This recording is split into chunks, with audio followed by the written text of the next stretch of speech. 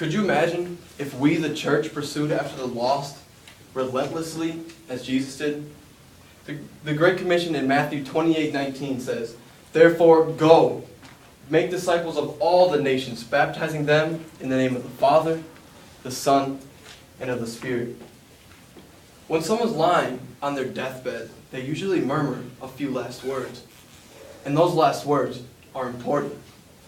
You see, when Jesus was ascending into heaven, leaving his people, leaving his disciples, he left them with one last command. The command was urging them to proclaim the good news to all of the world.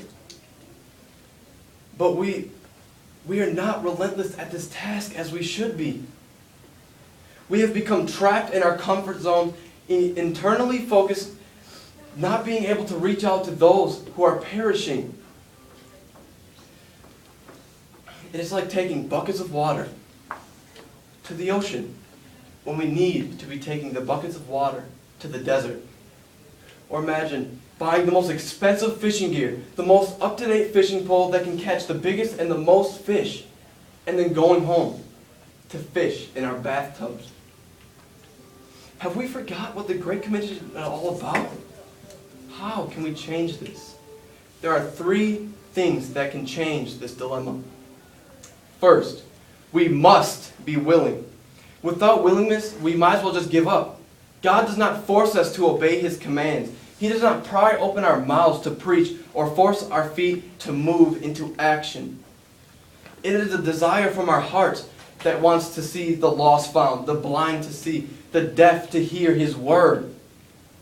Second, we have to be fearless. Satan tries to scare us, tries to strike fear inside of us so we keep our mouths closed, especially when he sees our willingness to preach to the lost. We need to not care what people think about us. We need to not care about what persecution comes our way. But we need to rejoice in that persecution because we bear his name. And lastly, we must be determined.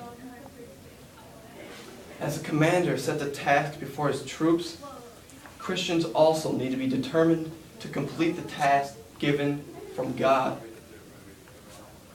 We have to have a one-mind track pushing towards the mission. Willing, fearless, determined. Since Christ pursued me relentlessly, I will pursue the lost relentlessly. Let's take the water to the desert. Thank you.